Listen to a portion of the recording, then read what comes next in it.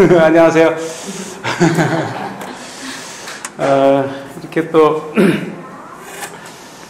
이 설레이잖아요. 예루살렘을 바라보고 한국에서 준비하고 이렇게 와서 살면서 성 안에서 이렇게 예배를 할 수 있는 기회가 흔치가 않아요. 제가 284는 참석을 하지 않지만 한동안 이 성 안에 그 교회에서 예배 드릴 때는 가급적이면 여러 번 참석을 했고, 특히 이제 저녁에 예배를 드리는데 기분이 정말 이 설레이는 게, 이 밤에 이 차를 파킹하고 이 담에색 문으로 들어와가지고 그 골목길을 이렇게 해서 예배를 드리러 가는 이게 그냥 어쩌다가 왔다가 참석하는 거는 뭐 다 그렇다 치지만, 그래도 다 여러분들이 한국의 모든 것을 포기했기 때문에 여기 있는 거지. 그렇잖아요. 어떻게 동시에 우리가 두 장소에, 두 공간에 있겠어요? 그러니까 뭔가를 포기했기 때문에 오늘 여러분들은 예루살렘에 있는 거예요. 그러고 보면 이게 얼마나 귀해요.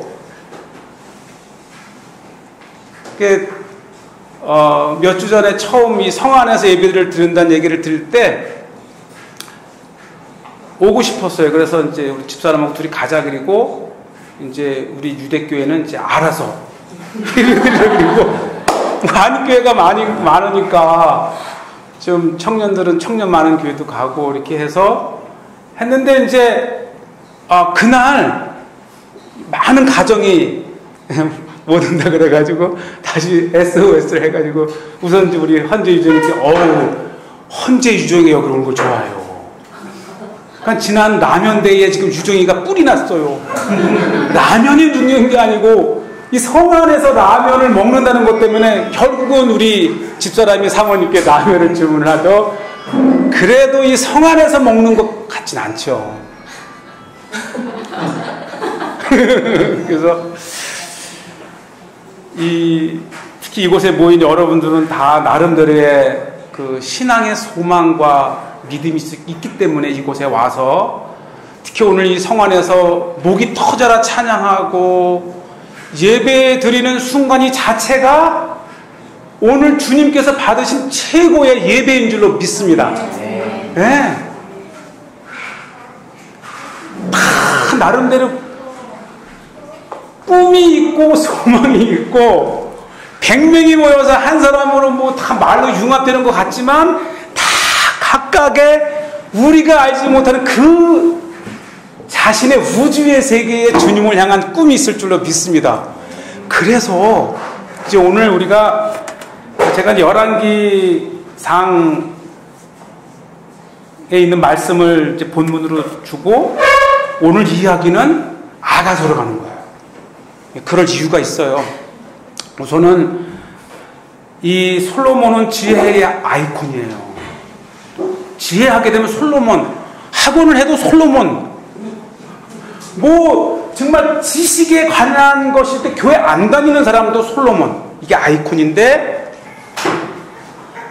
하나님께서 지혜와 총명을 그것도 심히 많이 주셨다. 세상에 이런 축복의 사람이 어딨나요? 왕이 된 건 고사하고, 특히 예루살렘에 사는 우리들은 다 지혜롭고 싶어 해요. 이제 이렇게 가이드를 이제 하는 나라들, 이집트도 가보고 요르단도 가보고 그리스도 가보고 터키도 딱 많은 가이드들 봐도 예루살렘의 한인들 가이드만큼 박식하지가 않아요. 진짜예요. 그런데 중요한 것은 다 유학생이고, 누구나가 사실 다 꿈이 있어요. 왜? 다 유학생이고, 어떻게 하면 더 지혜로울까? 어떻게 하면 더 하나님에 대한 지식을 많이 가질까? 이거 다 소망이잖아요. 그런데 솔로몬이 이러한 사람이, 우리는 당연하지, 하나님이 심히 많이 부어주셨는데 오죽하랴. 그래서 우리는 먼 솔로몬의 이야기만 알고 있는데 요즘 제 심경에 많은 변화가, 그러니까 쉽게 말하면 솔로몬을 다시 보기 시작했다는 거예요.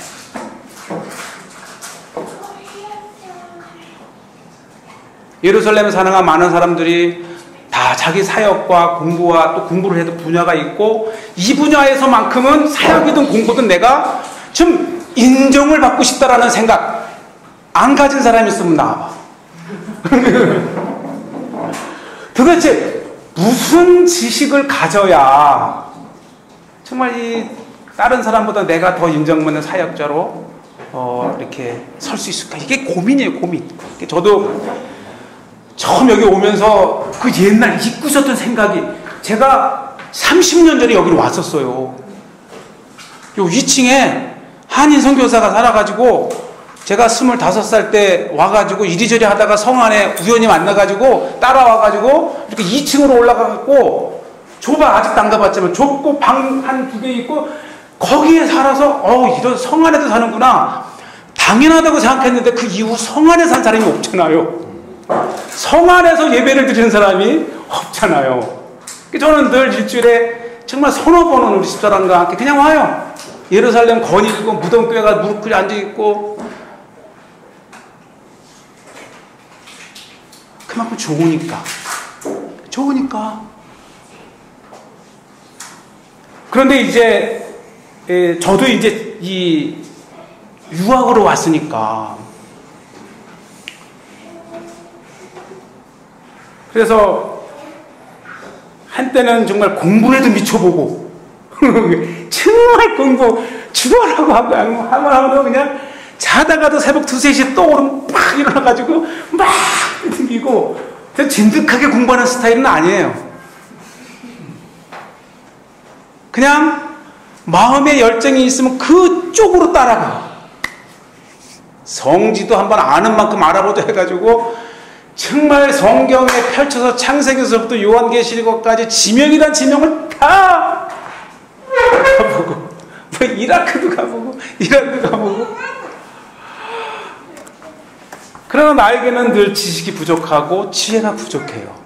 그래서 어떻게 해야 이 지혜로운 또 하나님에 대한 지식을 많이 갖는 사람이 될까라고 하는 그 계기가, 저도 이제 이렇게 보면 이 30년 동안 나의 이 분야가 막 정말 달라요.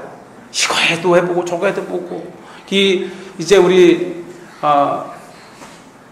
교단의 신문에 이제 가끔 연재를 이렇게 1년씩 부탁을 하는데, 또 언제는 아랍의 봄이 일어날 때는 중동의 정치학적으로 본 기독교인에게 줄 글을 또 1년 해가지고 정말 책 10권을 사다가 독파를 하고서부터 이제 글을 1년간 연재를 했는데, 세상에 지난 1월에 2달 전에, 그러니까 12월에 2월서부터 식물에 대해 연재를 해달라. 그러니까 어딜 봐도 내가 식물에 관심을 가질 사람인 것 같아요. 오히려 이 분쟁의 땅에서 막 어떻게 하면 이 평화의 해결책을 찾을 수 있을까, 막 그런 것 같은데, 하필이면 이 식물일까?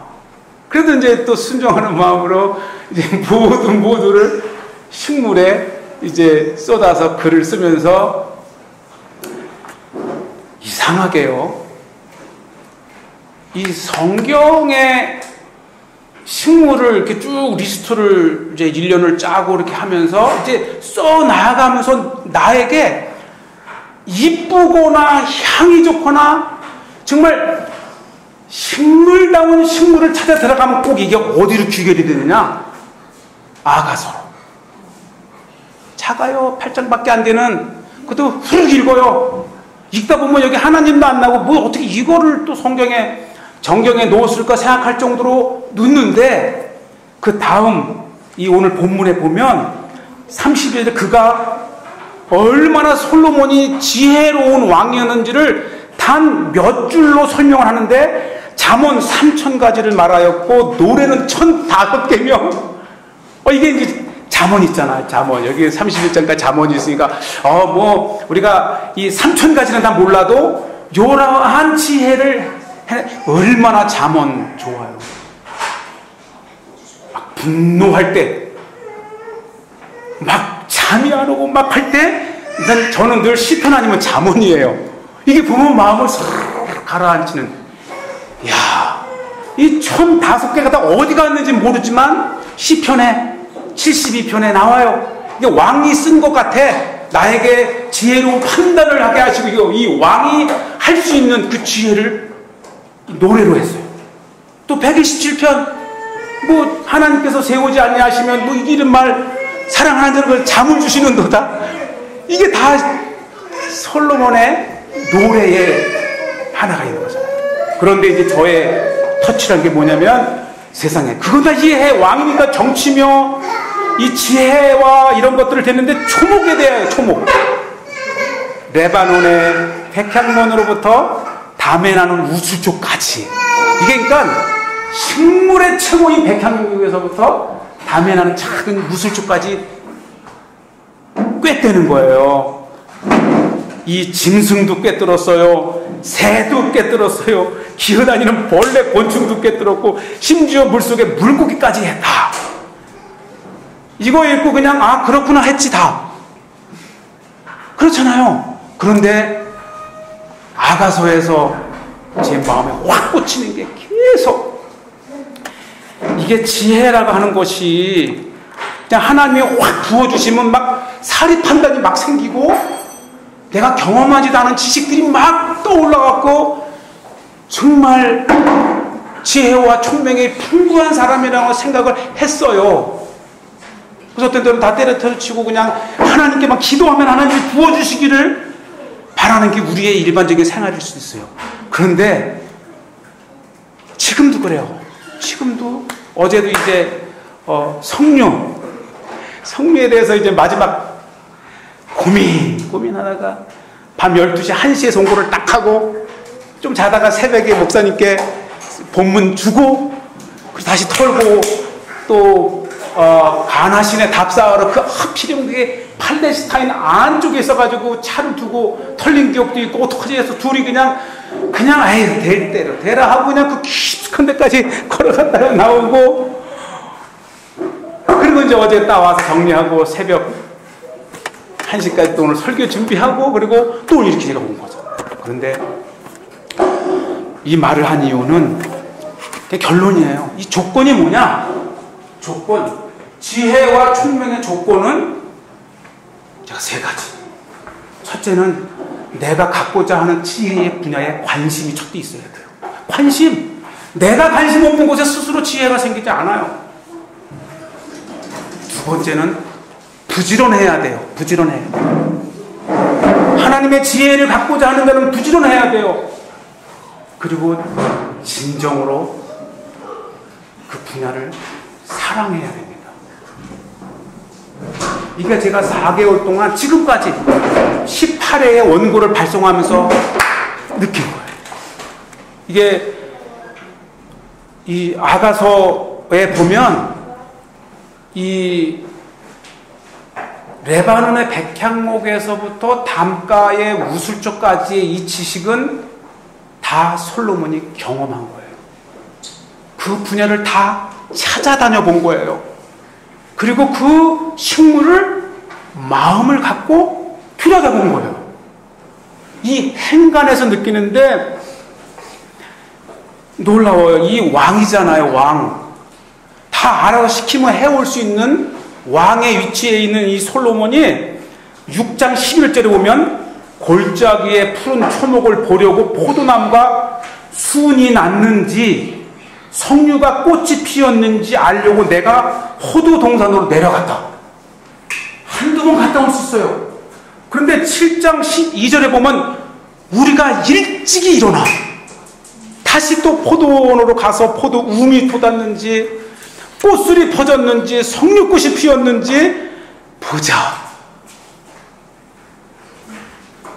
포도하면 열매만 바라보고 한 거 아니고 이미 포도가 자라는 그 새순이 돋을 때부터 그 자연의 현상에 관심을 갖고 사랑하고, 꽃이 피니까 또 열매로 갈 꽃도 막 유심히 보고자 하고,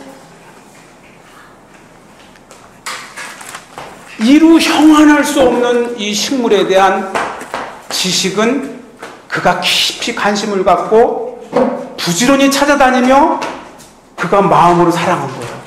저는 여기 보니까 이제 이 하나씩 보면 얼마나 식물에 대해서 마음을 쓰고 부지런히 그것을 찾아다녔는지 이 4장 13절 14절에 보면 줄기차게 그냥 그 나무가 나오는데 석류가 나오고 아름다운 과수, 고베라, 나도, 번호와, 창포, 개수, 유황목, 모략, 침향 이 모든 것을 하나하나 꿰뚫어요. 그걸 어디서 할 수 있냐면은 이 5장 이 11절에서 보면 자신이 사랑하는 술람미 여인의 이 머리끝부터 발끝까지 하나하나 다 언급을 해가며 그가 알고 있는 모든 식물에 대한 아름다움과 그 식물에서 느꼈던 향과 그 식물에 보았던 아름다운 자태를 가지고 이 한 여인을 사랑하는데 이러고도 안 넘어올 여자가 있어요.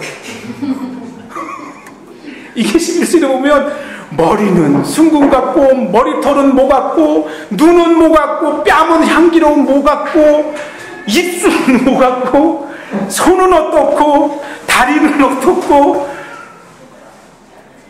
이 솔로몬에 대한 식물의 지식은 그가 이미 몸소 맡고 눈으로 즐기고 입으로 먹어보고 코로 향을 느끼며 가진 정말 산 지식이다. 이게요, 제가 아까 읽었을 때는 여기 보면 7장 12절에 우리가 일찍 일어나서 포도원으로 갔다가 하는데 이게 또 4장 6절에 보면 날이 저물고 그림자가 사라지기 전에 내가 모략산과 유황의 작은 산을 가리라.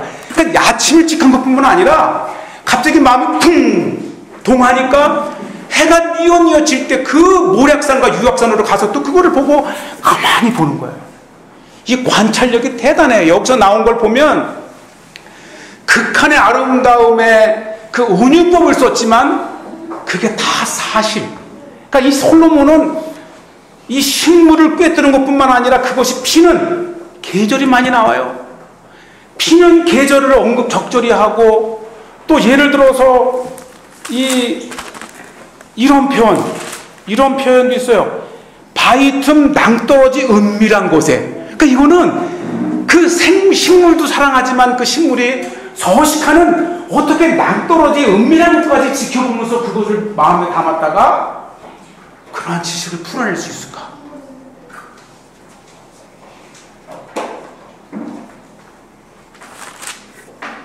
존경해요. 솔로몬의 지혜와 지식은 그저 어느 날 갑자기 그냥 논리적으로 얘가 이런 말하면 딱 이런 말하고 그거 그냥 앉아가지고 꽤 맞는 언어의 유희만 즐기는 지혜가 아니고 정말 그가 마음을 다해서 그 식물을 진짜 사랑하고 꽃이 필 때 가봤는데 또 열매가 열 때 가보고 이번에는 우미 틀 때를 기다렸다가 우미 돋아날 때도 가보고 그 식물을 깊은 관심과 부지런함과 그 식물에 대한 깊은 사랑을 갖지 않고는 이 분야에 지혜를 가질 수 없어요. 그러니까 이래야 지혜를 가질 수 있다 하지만 결국은 지혜를 갖는 자들은 지식을 갖고 지혜를 갖고 총명을 갖는 사람들은 이래야 하나님이 주시는 지혜를 가질 수 있다고 하는 거예요.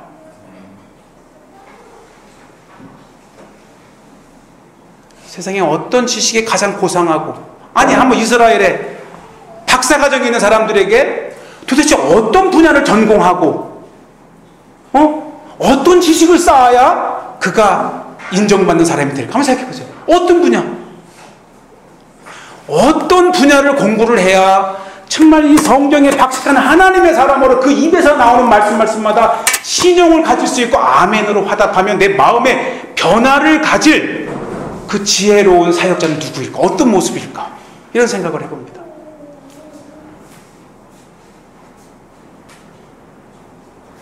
성경을 사랑하는 거예요. 성경. 글로만 읽는 것이 아니고 성경에 쓰인 장소도 가보고 성경에 쓰인 동물도 가서 보고 성경에 언급된 식물도 가서 관찰해보고 왜 솔로몬은 거기에서 한 여인을 사랑하며 쓴 사랑의 노래조차도 성경의 정경화로 아가서에 들어와 있다는 걸 아셔야 돼요. 하나님의 사랑만 외치고 하나님의 능력만 얘기한다고 그게 되는 게 아니고 하나님이 이 땅에 창조한 모든 인류의 만물과 망라해서 관심을 가지고 그러한 사람에게 하나님께서 지혜를 부어주신다는 겁니다. 그냥 세상 말로 제가 가진 철학은 막 돌아다니는 거야. 사람도 만나고 팔레스타인도 만나고 유대인도 만나고 들에 피는 추수의 시기도 보면서 곡식도 보고 아라리 연기는 그 석류 속의 그 보석을 보면서도 하나님의 세계를 들여다볼 수 있는 그러한 열린 마음을 가지시기 바랍니다. 하나님을 아는 지식은 이미 우리에게 주어져 있고 우리 곁에 있습니다. 오늘 제가 이제 계속 지금 우리 유대교회는 매주 식물 얘기를 해요. 매주 식물 얘기. 어쨌든 뭐 특별한 게 있겠습니까? 우리가 다 예루살렘에 살아가면서 하나님을 정말 끔찍히 사랑하는 마음으로 하나님의 말씀을 사랑하고 그 말씀에 있는 모든 대상들의 관심을 가지고 그것에서 이 작은 아가서에 세어보니까 식물이 25가지가 나와요. 그런데 그때 한 번 언급된 게 아니에요. 포도를 언급해도 포도만 언급한 게 아니고 포도밭을 언급하고 포도나무를 언급하고 포도 열매를 언급하고 열매로 얻은 포도주를 언급하고 그러니까 이 솔로몬의 그 세계는 25가지에 국한된 것이 아니고 충분히 하나님이 주신 이 자연의 세계를 통해서 얻은 지식을 가지고 지혜로운 왕이 되었겠구나 이런 생각을 하게 됩니다. 자, 말씀을 마치면서 우리 부지런하자고요. 부지런하고 성경에 쓰여있는 모든 대상에 대해서 깊은 관심을 갖고 그래서 이스라엘에 산 만큼 1년을 살았든 10년을 살았든 수십 년을 살았든 그 사람에게서 우러나오는 지식은 정말 성경의 세계를 풀어주고 우리에게 교훈을 주기에 충분한 하나님의 사람, 지혜로운 성경의 사람이 되기를 바랍니다. 아멘.